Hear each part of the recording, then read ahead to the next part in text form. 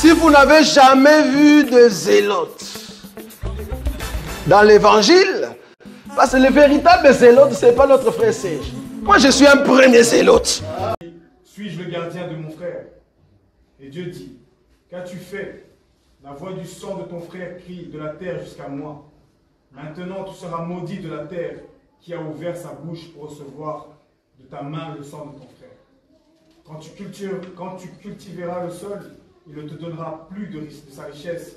Tu seras errant et vagabond sur la terre. Car rien dit à l'Éternel, mon châtiment est trop grand pour être supporté. Voici, tu me chasses aujourd'hui de cette terre. Je serai caché loin de ta face. Je serai errant et vagabond sur la terre. Et quiconque me trouvera me tuera. L'Éternel dit, si quelqu'un tuait Caïn, Caïn serait vengé 7 fois. Et l'Éternel mit un signe sur Caïn pour que quiconque le trouvera ne le tue point. Puis Caïn s'éloigna de la face de l'Éternel et habita dans la terre de Nod à l'orient d'Éden. Habita dans la terre des Nodes à l'orient d'Éden, parole du Seigneur. Amen. Nous allons nous lever rapidement, nous allons nous saluer. Tu salues ton frère rapidement. Tu lui dis comment a été la semaine, ça fait longtemps qu'on ne s'est pas vu. Tu salues ton frère, tu lui demandes comment va à la maison. La fraternité est très importante. Si tu ne connais pas son nom, frère Boïka, si tu ne connais pas son nom, tu demandes son nom.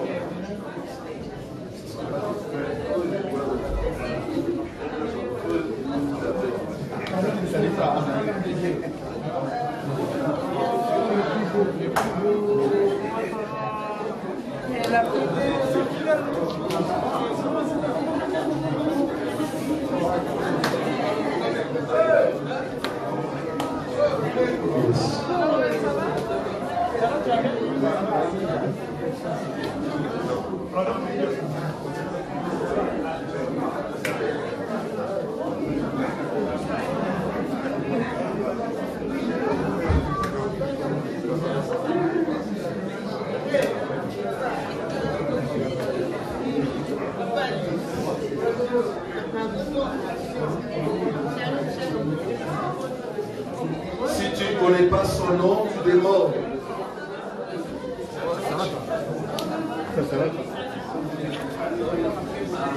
La fraternité est très importante.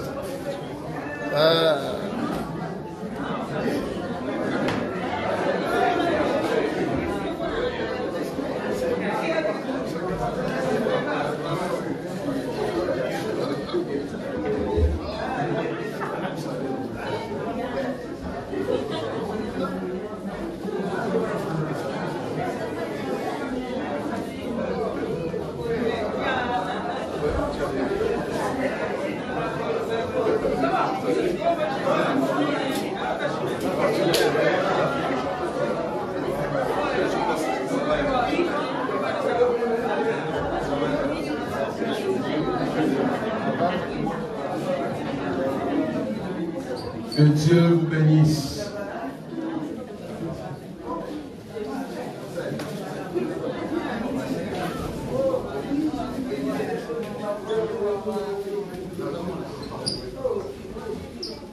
Nous allons nous asseoir.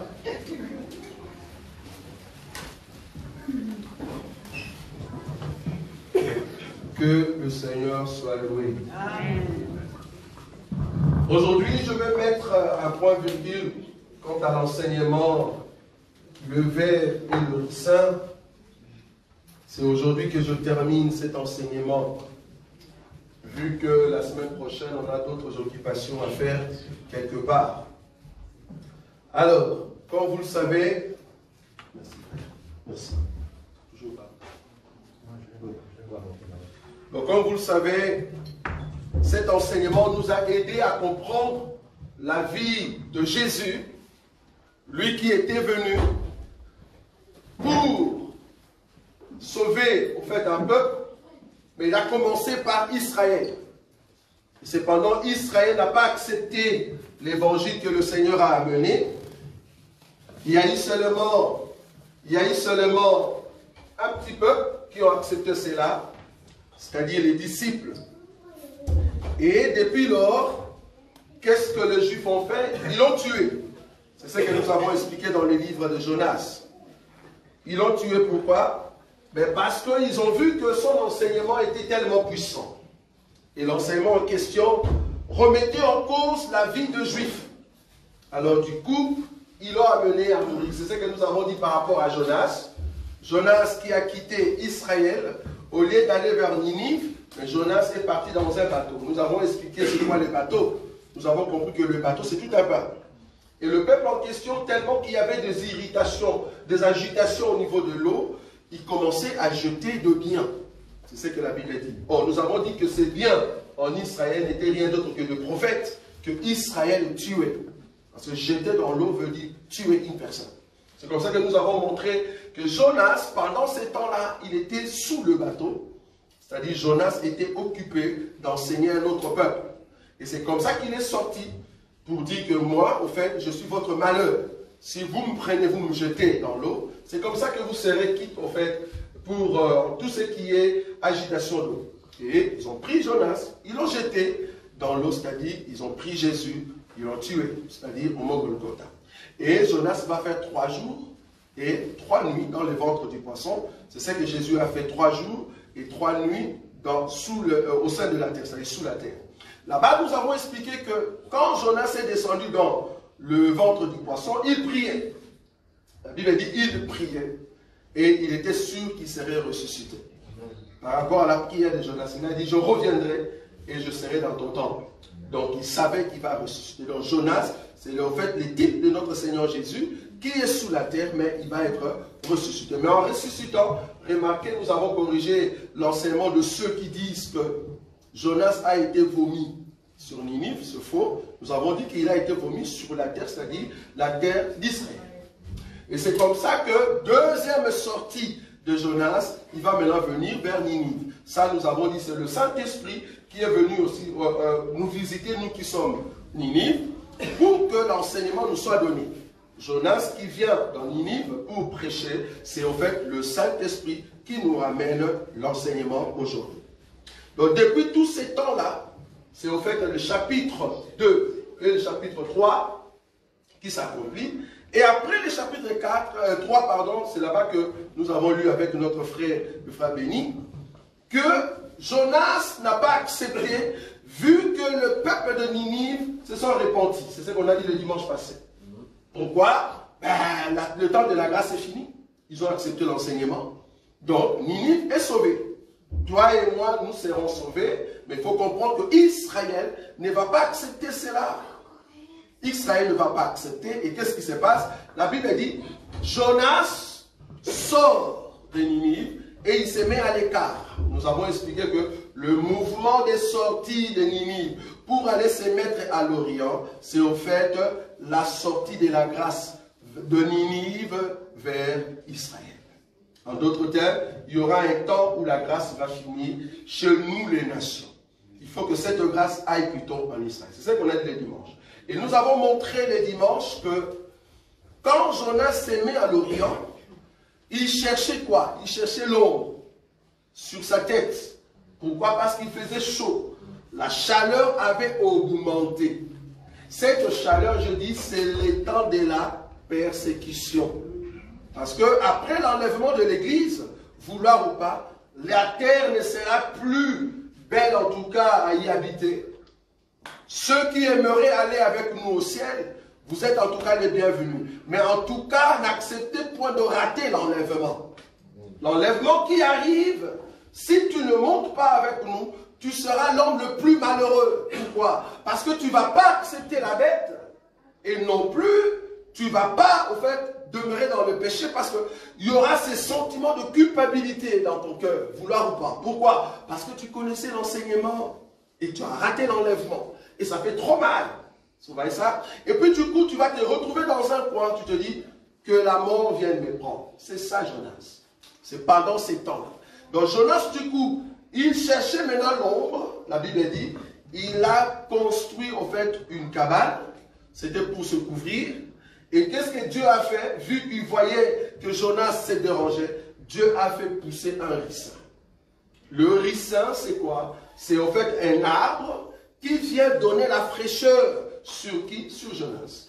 Donc, le ricin donne l'ombre, la cabane aussi donne l'ombre. Nous avons dit, c'est l'autre psaume, chapitre 91, frère béni. Psaume, chapitre 91, le premier verset que nous avons lu. Il est dit quoi?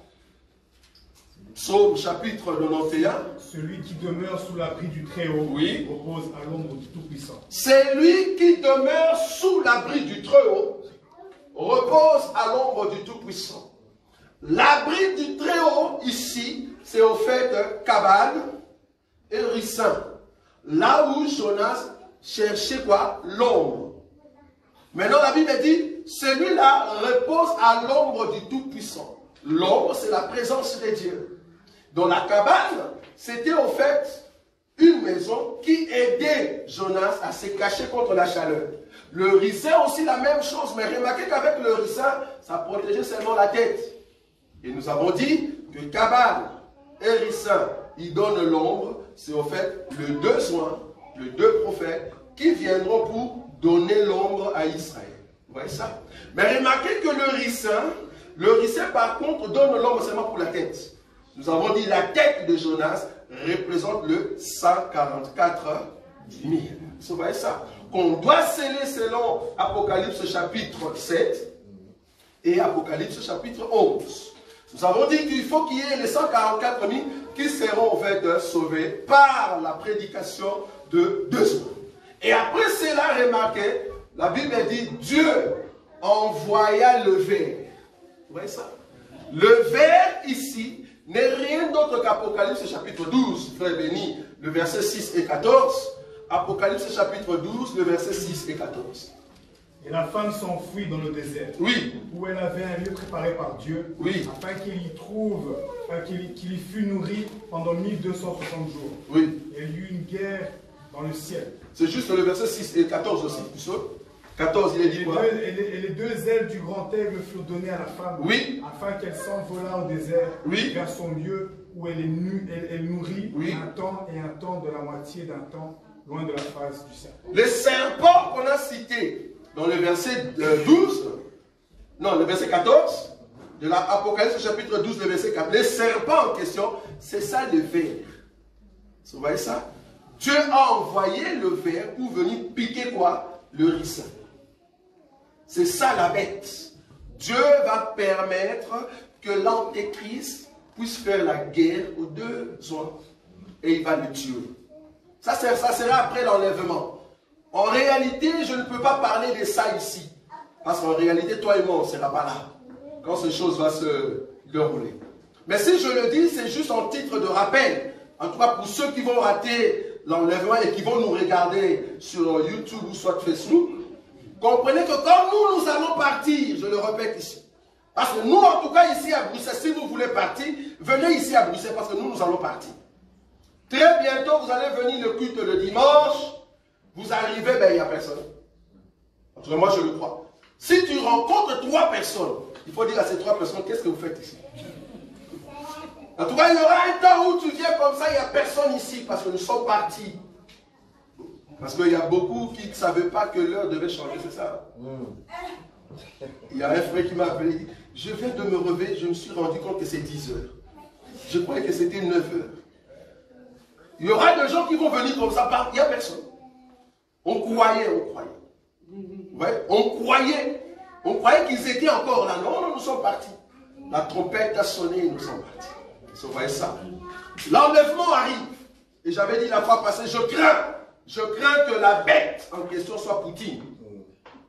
Pourquoi? Parce que la façon que ces messieurs arrivent, je crains. Et si ça ne sera pas lui, en tout cas, il y aura toujours quelqu'un là-bas, dans les BRICS. Parce que c'est ça, au fait, la partie qui menace, en tout cas, l'OTAN. En tout cas, les États-Unis, la France, tout ça, ils ont peur seulement des BRICS. En tout cas, je ne vois pas encore un autre mouvement. Or, comme vous le savez, autant États-Unis ou France soutiennent l'Israël. Or, selon la prophétie, il faut que la bête ne soit pas amie d'Israël. Ah non. La bête ne sera pas amie d'Israël. Non, non, non. La bête va chercher une alliance avec Israël, mais cependant, au milieu de ces temps, il coupe. C'est là-bas qu'il commence à faire la guerre. Ça ne peut pas être les États-Unis, non. Et les États-Unis ne vont pas faire la guerre à Israël. Non, c'est pas possible. Donc, BRICS arrive. Donc, toi et moi, nous devons être vigilants. Quand tu vas au marché, quand tu manges, quand tu dors, dis-toi, nous allons nous réveiller un jour comme ça, nous ne sommes plus sur la terre.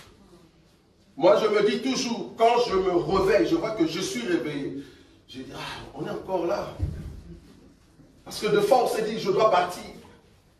Mais si tu es encore vivant, c'est parce que la mission continue encore. Vous voyez ça? Si tu es vivant, Jésus veut te dire, la mission continue, ce n'est pas encore fini. Donc chaque fois que tu es debout, dis-toi que Dieu veut que je puisse faire quelque chose de sa part. C'est pour ça que quand vous venez ici, ce n'est pas en vain. Vous venez pour vous préparer comment se comporter au ciel. Voilà. Le but de venir à l'église, ce n'est pas venir regarder les autres, non. On vient apprendre comment est-ce que nous allons nous comporter au ciel. Parce que nous sommes une épouse. Quelle épouse? Une épouse reine. Nous devons entrer dans le royaume.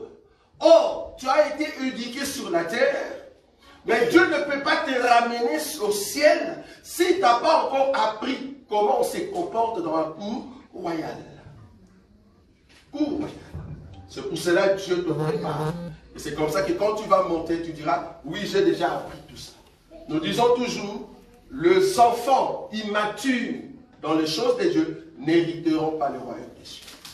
Ou soit n'auront pas de couronne, si je peux l'appeler ainsi. Ce n'est pas notre enseignement. Nous avons pris une écriture dans le livre de Genèse. Aujourd'hui, je vais te donner cette grâce de comprendre l'histoire de Caïn et d'Abel. Tu vas comprendre que Caïn et Abel, c'est une prophétie. C'était vraiment des hommes, c'est vrai, mais derrière ces hommes, il y a une prophétie cachée. C'est ce que je vais te montrer aujourd'hui. Remarquez, il est dit dans le verset 3. Le verset 3, au bout de quelques temps, Caïn fit à l'Éternel une offrande de fruits de la terre. Et Abel, de son côté, en fit une de première-née de son troupeau et de leur graisse. L'Éternel porta un regard favorable à Abel et sur son offrande. Mais il ne porta pas un regard favorable sur Caïn, sur son offrande. Caïn fut irrité et son visage fut abattu. Pourquoi je viens ici? Parce qu'il est dit que Jonas, quand il est parti de l'autre côté, il était irrité. Pourquoi? Parce que Dieu avait sauvé Ninive. En d'autres termes, Dieu a jeté un œil favorable sur Ninive. C'est ça au fait, Dieu a jeté un œil favorable sur l'offrande de qui? D'Abel. Vous voyez ça?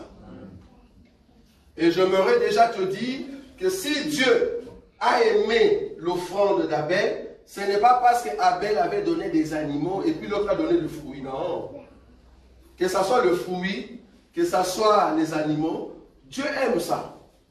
Si vous allez dans la loi de Moïse, vous allez voir que ceux qui n'avaient pas l'argent, le pauvre, qui n'avaient pas de bœufs, ou soit de chèvres, ou de moutons, ou qui n'avaient pas, en tout cas, moyen de donner des oiseaux, de pigeons, ils donnaient quoi? De fruits. Tu peux offrir à Dieu des fruits. Mais le problème qui était dans la vie de Caïn, Caïn a été conçu ayant dans son cœur un cœur malséant, un cœur méchant. Mais tu vas me poser la question, mes frères, Caïn c'est Dieu qui l'a créé aussi. C'est-à-dire il est sorti d'Adam. Pourquoi est-ce qu'il était méchant alors qu'Abel était bien? Je me te dire la souveraineté de Dieu. Partout où tu vas passer, tu verras toujours des hommes qui ont été créés pour aller en enfer. Ça choque. Bon, nous, dans notre enseignement, nous croyons que Dieu ne sera pas surpris du fait que tu as accepté Jésus. C'est-à-dire, Dieu était là. Lui aussi, il a accepté Jésus. Non, Dieu ne sera pas surpris. Ou soit Dieu ne sera pas surpris du fait que tu vas en enfer. Ah, lui, c'était mon fils, comment il est parti en enfer? Non. Dieu connaît toutes choses. Avant que tu sois né, il savait, remarquez. La Bible dit, Dieu a dit à Abraham, Abraham, ta descendance sera esclave dans un pays. Ils vont souffrir là-bas dans le pays en question Et à la 4e génération, ils reviendront ici sur cette terre que je t'ai donnée. Vous imaginez? On a essayé de calculer d'Abraham jusqu'au jour où Israël est parti en Égypte et il est sorti. Cela a fait 430 ans. 430 ans. Posez-vous la question. Comment est-ce qu'avant 430 ans, Dieu a déjà vu qu'il y aura un monsieur qui s'appelle Moïse, qui va libérer le peuple, et ils vont rentrer jusqu'à Canaan? Vous imaginez? Alors que Israël, peut-être si vous ne savez pas, dans les déserts, Israël a fait 40 ans avant d'entrer dans Canaan. Donc quand Dieu disait avant qu'ils vont rentrer ici, il voyait aussi les 40 ans. Et dans les 40 ans, il voyait quoi? Il voyait que les peuples vont adorer quoi? Les veaux d'or. Il voyait les Corées et tout ça. Il voyait que Moïse va mourir. Je ne sais pas si vous voyez ça. Amen. Dans les 400 ans, Dieu voyait tout. Donc Dieu ne sera pas surpris de voir qu'un tel monsieur est parti en enfer. Ne dis pas que Dieu était surpris. Non, Dieu connaît toutes choses. C'est pourquoi, si tu es un enfant de Dieu, tu n'es pas un enfant de Dieu parce que tu as accepté Jésus. Non.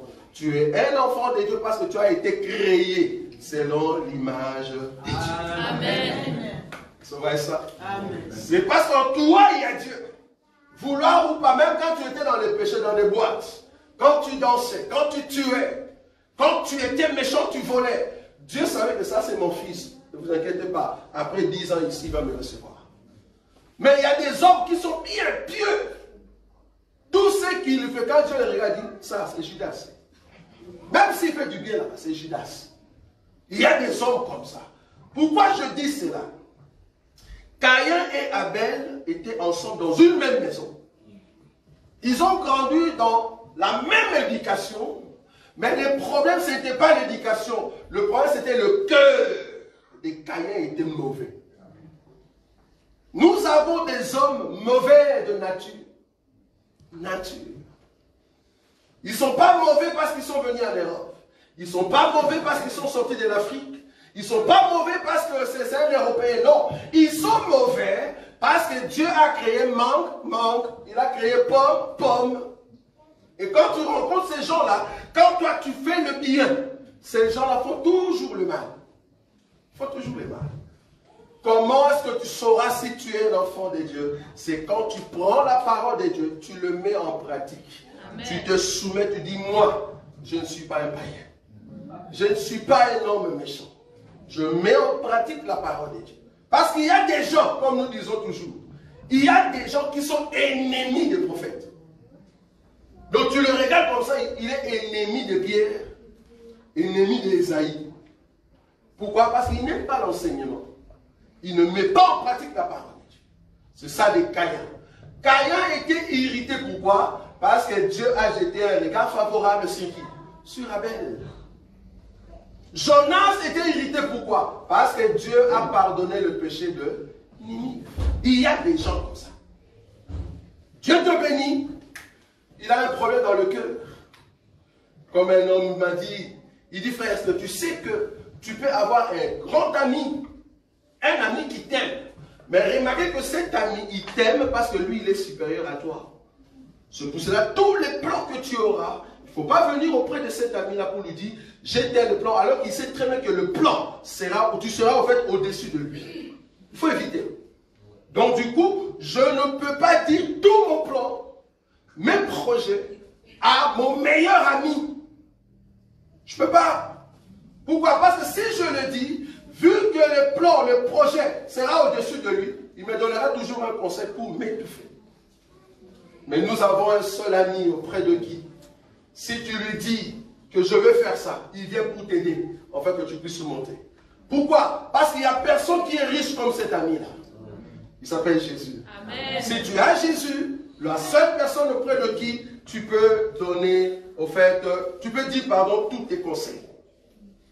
Alors aujourd'hui, nous allons voir concernant Caïn. Caïn dans la prophétie. Caïn dans la révélation. Comme vous le savez, Caïn, dans la nature, dans la doctrine, c'était un méchant. Nous sommes d'accord. Mais dans la révélation, qu'est représente Caïn? Remarquez, il est dit ici que Le verset 4. Et Abel, de son côté, en fit une première-née de son troupeau et de leur graisse. L'Éternel porta un regard favorable sur Abel et sur son offrande. Je saute. Je prends le verset 8. Cependant, Caïn adressa la parole à son frère Abel, mais comme ils étaient dans le champ, Caïn se jeta sur son frère Abel et le tua. Je me te dire que le véritable Abel, parce que tu vas comprendre qu'à un moment, le sang d'Abel criait. Le véritable Abel, par son sang, ça a commencé à crier pardon, miséricorde, c'est notre Seigneur Jésus.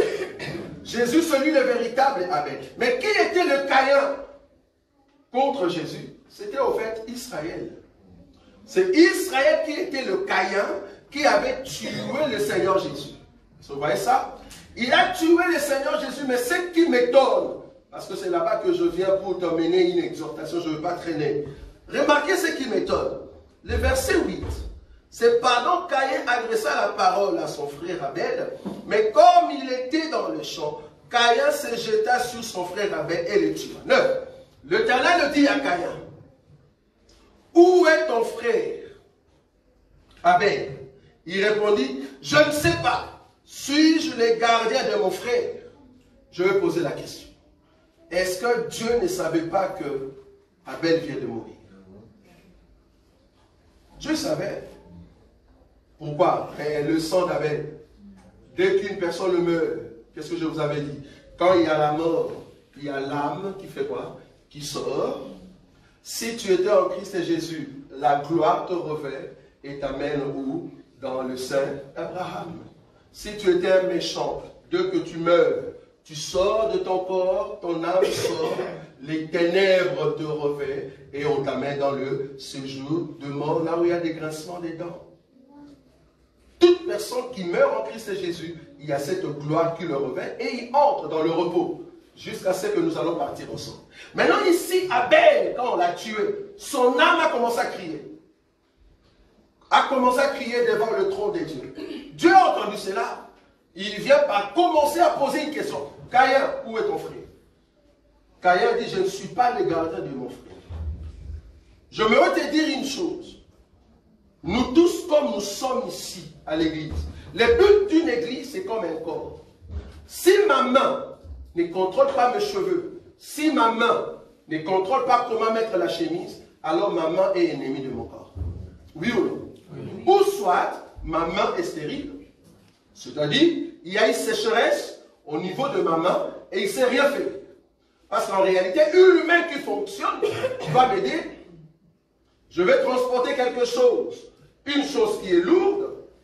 Si la chose, je ne sais pas le prendre avec la main droite, qu'est-ce que la main gauche fait? La main gauche vient me soutenir. En réalité, Caïn était le gardien d'Abel. En réalité, toi, tu es aussi mon gardien. Nous sommes sentinelles les uns sur les autres. Amen. Si je ne sais pas te garder, si je ne sais pas protéger, comment tu dois marcher? Toi aussi, tu ne sauras pas me garder ou soit me protéger contre les attaques de l'ennemi. Ton frère, ta soeur, c'est quelqu'un que tu dois aider dans la marche avec le Seigneur. Mais remarquez, Caïn a dit, je ne suis pas le gardien. Ça, ce sont des méchants. Ce sont des gens qui viennent à l'église, ils veulent que tu puisses tomber. Quand tu tombes, c'est un élément TikTok. Un message TikTok. Là, il prend l'élément, il va balancer. Mais quand tu montes pour aller de l'avant, il ferme sa bouche. C'est ça les hommes méchants. Là où tu prospères, il ferme sa bouche. Mais là où tu tombes, c'est là-bas qu'il vient pour dire, voilà, votre frère, celui que vous appelez frère. Vous voyez ça? Ça, c'est Caïn. Israël cherchait le moyen pour tuer le Seigneur jusqu'au jour où il a eu cette occasion. Mais ce n'est pas là-bas que moi je suis aujourd'hui. Ce n'est pas là-bas. Moi, je viens quelque part. La Bible dit, je saute. Le verset 10. Voilà. Et Dieu dit, qu'as-tu fait? La voix du sang de ton frère crie de la terre jusqu'à moi. Maintenant tu seras maudit. Est-ce qu'il y a des hommes maudits? Oui, sur la terre, il y a des hommes maudits. Quand tu le regardes comme ça, tu vois, toi tu es maudit. Donc rien que la face, tu dis non, toi tu es maudit. Comment est-ce que tu ne sais pas mettre en pratique la parole de Dieu? Parce que la malédiction c'est quoi? C'est quand tu ne connais pas la parole de Dieu. Parce que nous, dans notre évangile, un sorcier, c'est pas celui qui vole. Enfin, on ne sait pas si c'est vrai qu'il vole. Je n'ai pas vu ça. Je n'ai pas vu qu'un sorcier vole. Nous, dans notre évangile, tous ceux qui ne connaissent pas la parole de Dieu sont des sorciers. Vous allez voir un pasteur, mais un pasteur sorcier. Donc, il est là, dans une église, pour tuer les gens qui sont là. C'est-à-dire, donner des faux enseignements. Vous voyez ça? Qu'est-ce qu'il fait? Il tue. Je préfère encore les sorciers qui volent. Parce que lui, il va aller quelque part, on ne voit pas. Mais les sorciers pasteurs, tous les dimanches, il est là à l'église, il tue les gens. Vous voyez ça? Il tue les gens. Comme un pasteur a dit, il prêchait dans son église, plein, rempli. Et puis il nous balance une parole du genre que la sorcellerie est un don de Dieu. Je dis, attends, est-ce qu'il a bien dit? Oui, la sorcellerie est un don de Dieu. D'ailleurs, je vais vous choquer. La magie est un don de Dieu. Maintenant, les dons, il faut me voir maintenant, les dons de Dieu, ils commencent à essayer de... Je dis, si tu es dans cette église-là, vouloir ou pas, tu es un sorcier. Le pasteur en soi et les fidèles sont des sorciers. Parce qu'eux, ils croient que la sorcellerie est un don. Ils croient cela. Plus grave, un pasteur qui te dit, normalement, tu dois transcender. Tu vois le terme, hein? Tu dois transcender ton esprit et aller à la rencontre des autres esprits dans les airs. Si tu entres dans une église où on vous prêche ça, ça s'appelle prêcher la sorcellerie. Nous croyons par cet évangile que je peux être ici et Dieu m'ouvre les yeux et je vois quelque chose. Mais je ne sors pas. Je ne sors pas de mon corps. Je suis là. Sortir de son corps, c'est la magie. Et c'est la sorcellerie. Ça ne vient pas de Dieu. Non. Ce n'est pas un don qu'on donne au peuple de Dieu. Non. La magie n'est pas un don de Dieu. Je prends encore le verset 10. Donc il est dit ceci. Et Dieu dit, qu'as-tu fait? La voix du son de ton frère crie de la terre jusqu'à moi. Maintenant tu seras maudit de la terre, qui a ouvert sa bouche pour recevoir de ta main le sang de ton frère. 12. Quand tu cultiveras le sol, il ne te donnera plus sa richesse. Si tu travailles, tu as un boulot, tu as un CDI, tu fais des affaires, mais tu vois que tes affaires n'avancent pas, ne continue plus. Arrête-toi. À un moment dans la vie, quand tu vois que tes pas n'avancent plus, arrête-toi. Tu forces trop. Va demander à Dieu qu'est-ce qui ne va pas. Il se pourrait que Dieu a fermé la terre pour que la terre ne te donne plus sa richesse. Je travaille, je gagne, je donne un exemple, 2000 €. Avec le 2000 €, je ne sais pas dans 10 ans m'organiser. Vous imaginez quelqu'un qui travaille, qui a 2000 et sa femme 1800, c'est qui fait 3800, et vous avez 3 ou 4 enfants. L'argent d'enfant, je ne sais pas, ça donne combien avec 4 enfants. Donc, apparemment, vous sortez avec plus de 4000 € chaque mois. Mais tu vas dans ces familles-là, ça fait plus de 5 ans qu'ils ont des problèmes de dette terribles. Tu vas voir que, parce que moi je crois dans notre évangile, que nous ne pouvons pas emprunter une somme qui va au fait détruire notre vie. Je peux prendre une somme pour acheter une maison, je suis d'accord. Ça c'est normal, je suis d'accord. Mais tu ne peux pas prendre une somme pour acheter des habits, frère.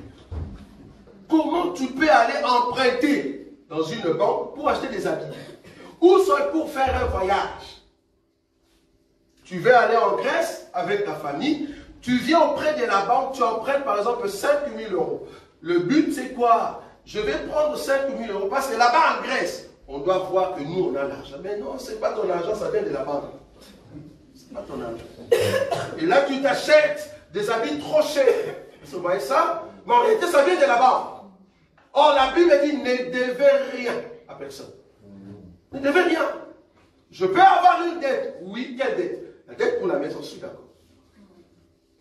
Mais si je dois à la banque parce que j'avais acheté des habits ou soit le voyage, je vous dis, quelque part, la terre sera fermée. Parce que la Bible dit, la main qui donne, c'est la main qui sera bénie. Ce n'est pas la main qui reçoit. Quand tu vas à la banque, tu fais quoi? Tu demandes. Tu demandes. Tu dis, ah non, j'ai besoin d'argent. Tu demandes 5 000, 10 000 euros. Vouloir ou pas, eux, ils gagnent sur toi. Parce qu'ils vont mettre quoi? Comment on dit, des intérêts. Ils vont gagner sur toi. Mais toi, en réalité, tu avais pris 10 000, mais tu vas remettre combien? Peut-être 12 000. C'est toi qui es pauvre. Vous voyez ça. Dieu peut fermer la terre pour que tu n'avances pas. Dès que tu vois cela, cela veut dire, cherche Dieu dans la profondeur pour que Dieu puisse t'ouvrir le chemin de bien comprendre les choses. Ce n'est pas là-bas que je suis aujourd'hui. Je prends maintenant le verset du 13. Caïn dit à l'Éternel, mon châtiment est trop grand pour être supporté. Voici, tu me chasses aujourd'hui de cette terre, je serai caché loin de ta face, je serai errant et vagabond sur la terre, et quiconque me trouvera me tuera. Ça, c'est Israël. Israël, le péché qu'il a commis. Le péché d'Israël persiste. Pourquoi? Parce qu'ils ont tué le Christ. Le fait de tuer Abel, le fait de tuer le Christ, leur péché persiste. Le péché d'Israël, ce n'était pas quand ils ont tué les Esaïe, ou soit le prophète qui venait. Non. Par exemple, l'écriture qui dit, par exemple, Michée, il y a une écriture qui dit, si on te donne la joue droite, c'est ça? Si on te tape sur la joue droite, il faut donner la joue aussi gauche. N'est-ce pas? C'est une écriture, oui. Si on te tape à la joue droite, qu'est-ce qu'il faut faire? Il faut donner la joue. Mais quand Jésus, on lui avait tapé, la Bible dit on l'a giflé. Est-ce qu'il avait dit non, attendez, c'est pas encore fini, viens encore taper ici. Jésus n'a pas donné encore sa joue gauche. C'est parce que cette expression veut dire, si on tape le prophète, parce qu'en réalité, le prophète qu'on a tapé dans la Bible sur la joue, c'est Michée.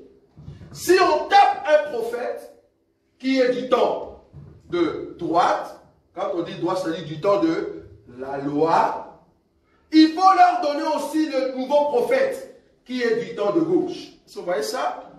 Est-ce que vous voyez ça? C'est-à-dire, on m'a tapé à droite. Ça, c'est le prophète qu'on a tué du temps de la loi. Le temps où Dieu était fort. Le temps où Dieu était lion. C'est ça, la joue droite. Il faut donner aussi le deuxième prophète. Mais quel prophète? Qui vient au temps de gauche, au temps de la faiblesse, au temps de la grâce. Or, le prophète qui est venu au temps de la grâce, la joue gauche, n'est rien d'autre que notre Seigneur Jésus. Amen. Donc, ce qu'il voulait dire, c'est quoi? Vous allez tuer tous les prophètes, même moi aussi, vous allez me tuer. Amen. Vous comprenez? Amen. Mais ce n'est pas que tu donnes ici, on te tape parfois là-bas. Non, si quelqu'un te dit ça, dit, tu n'as pas compris l'évangile qui est caché là-derrière. Donc, cela veut dire, tous les prophètes seront tués, que ce soit du temps de Moïse, que ce soit du temps de la grâce. Je ne sais pas si vous savez comment on a tué les pieds. On les a massacrés à fond. Ça, c'est terrible. Alors, je prends maintenant le verset 13. Caïn dit à l'Éternel, mon châtiment est trop grand pour être supporté. Voici, tu me chasses aujourd'hui de cette terre. Je serai caché loin de ta face. Je serai errant et vagabond sur la terre. Ici, c'est Israël. Quand Israël a tué le Seigneur Jésus, Jésus-Christ, avant de mourir, il a dit, cette maison, il ne restera plus brique sur brique. Pourquoi? Parce que la maison sera détruite. Et souvenez-vous là où le Seigneur parlait de, si ces temps-là arrivent, et que toi qui étais dans les champs ne rentres plus dans la ville pour aller prendre ton manteau.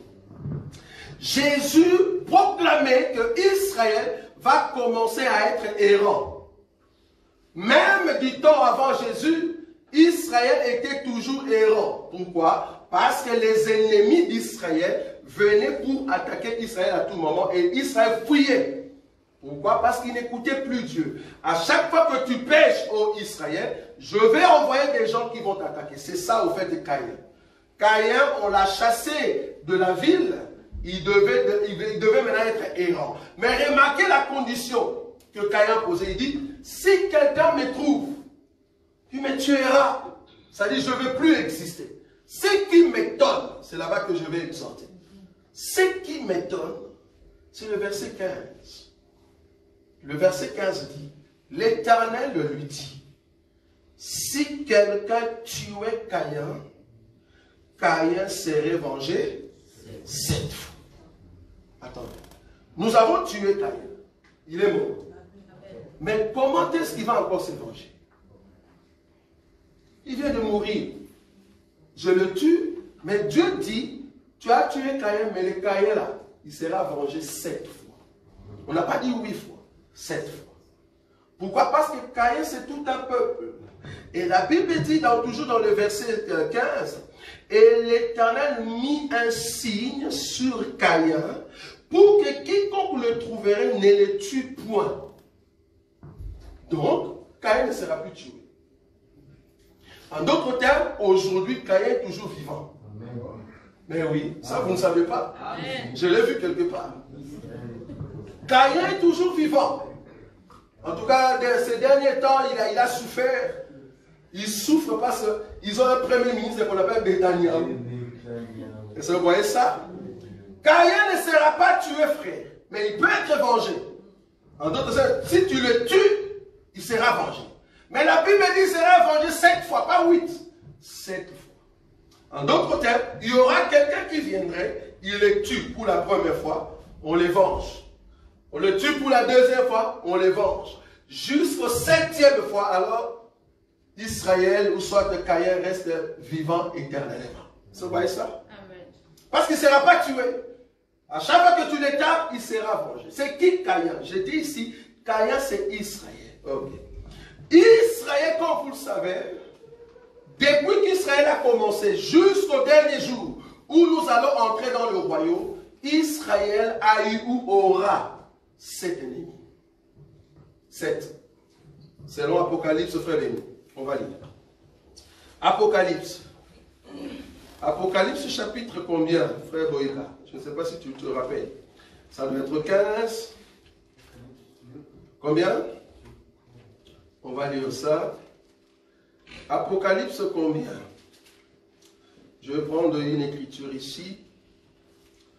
Israël n'a que 7 ennemis.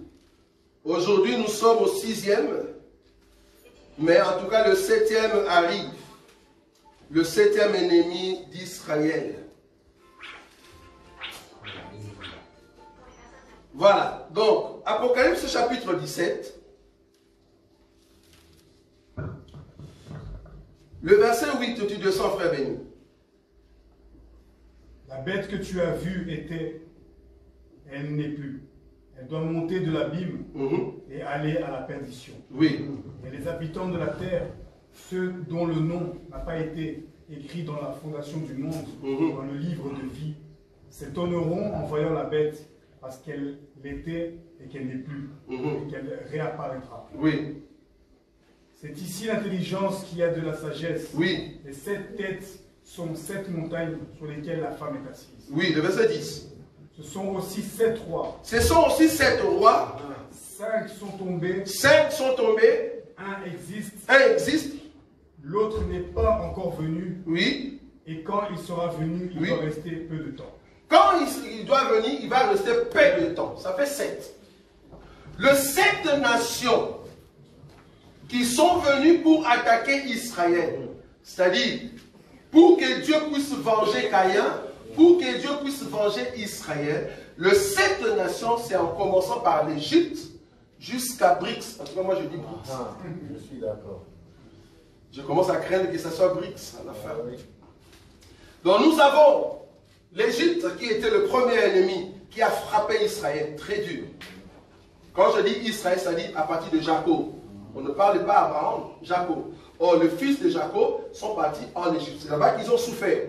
Ça, c'est le premier ennemi. Après l'Égypte, c'est au fait Assyrie. Assyrie, après Assyrie, il y a Babylone. Après Babylone, il y a Médo-Perse.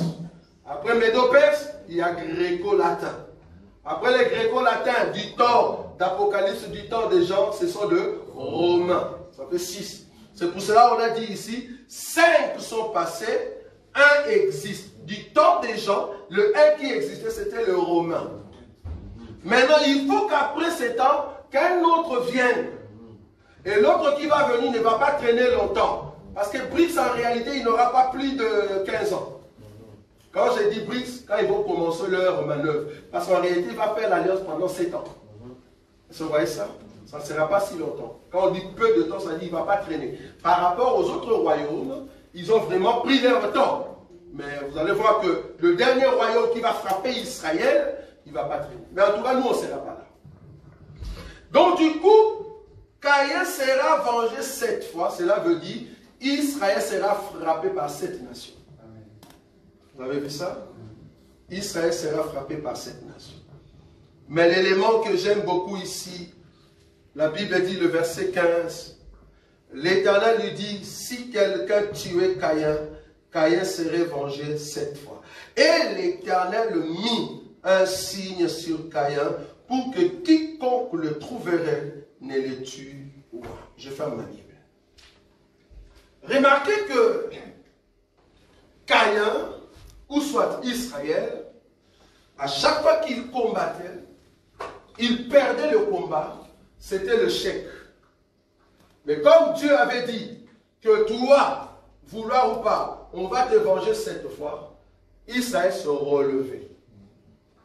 Après, on le combat encore, il tombe, il se relève. Jusqu'à ce que le chiffre 7 va s'accomplir. Pourquoi? Parce que la dernière partie du verset 15 dit, l'Éternel a mis un signe sur Caïn afin que personne ne puisse le tuer. Qu'est-ce que je veux dire? En réalité, aujourd'hui, le véritable Caïn qui a le signe spirituellement, ce sont les enfants de Dieu. Amen. Amen. Ce sont les enfants de Dieu. Remarque ta vie. Tu avances, tu tombes, tu sors victorieux, tu continues la marche. Parce que la vie a le haut et le bas. Tu ne peux pas te relâcher. Un lâche, c'est qui? Un lâche est celui qui monte, il voulait rester seulement sur le sommet. Et quand il tombe, il abandonne. Nous, enfants de Dieu, non. Amen. Quand je monte, je dis Alléluia. Quand je descends, je dis Alléluia. Sur la montagne, parce que je suis monté avec beaucoup de difficultés, je suis arrivé. J'ai commencé une affaire, j'avais seulement 1000 €. Mais aujourd'hui, je suis au top. Dieu va toujours envoyer un verre. Pourquoi? Parce que ce que tu as entre tes mains, le ricin, Dieu va l'ôter un jour. Mais si Dieu enlève cela, n'insulte pas Dieu. Amen. Amen. Ne sois pas comme Jonas. Pourquoi? Parce que sur toi, il y a un signe. Parce que tu as vu cela, vouloir ou pas, tu vas encore te relever. Amen. Remarquez, une personne qui est debout, la seule chose qui lui reste, c'est de tomber. Mais une personne qui est assise, il a la possibilité de se relever.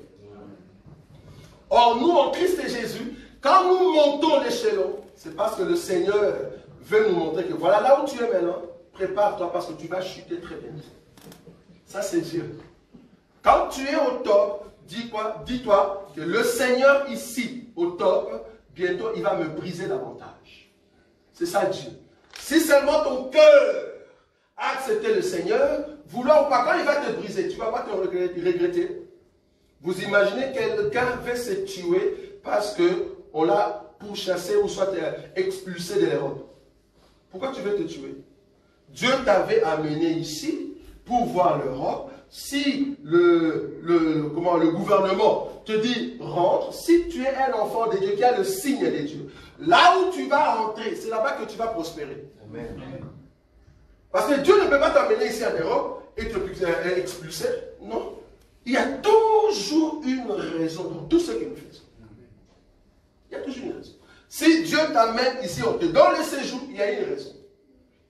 Le séjour qu'on t'a donné, Dieu veut que tu puisses maintenant faire ce qu'on appelle la marche d'un chrétien.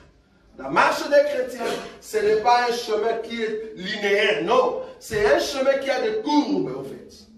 Vous montez, vous descendez, vous montez, vous descendez. C'est là-bas qu'il y a la maturité. Tu ne peux pas être mature en Christ et Jésus si Dieu ne te lève pas à un moment, il te fait descendre.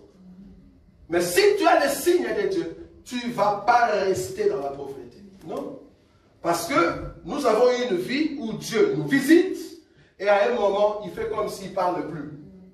Et j'aimerais toujours te dire, quand Dieu ne parle plus, ce n'est pas qu'il n'est plus là. Il est toujours là. Il veut voir maintenant ta maturité. Quand tu vois Dieu parler tout le temps, comprends que tu es un enfant. Mais si tu deviens grand, vouloir ou pas, Dieu ne parlera pas tout le temps. Parce qu'il sait que tu as la capacité de le chercher là où il est. Remarquez que Dieu, quand il vient dans la vie d'une personne, il vient pour te chercher. Mais quand il te trouve, il laisse que toi aussi tu puisses le chercher. Amen. Un enfant de Dieu mature, qui a compris la grandeur de Dieu, vouloir ou pas, tu dois au fait avancer avec la parole que Dieu a mis en toi. Pourquoi? Parce que tu as le signe qui ferait que l'ennemi ne peut pas te toucher. Or, ce signe que Dieu a mis en nous s'appelle Christ. Amen. La Bible dit que le parfum que nous avons en nous, c'est un parfum qui a l'odeur de la mort pour ceux qui sont dans le monde, mais qui a l'odeur de la vie pour ceux qui sont en Christ et Jésus. Donc, toi et moi, nous avons le parfum qu'on appelle Christ. C'est pour cela, l'ennemi ne peut pas nous tuer. Amen. Amen. Nous sommes des... Nazakomata ngai, nazakomata ngai, nga nazakomata.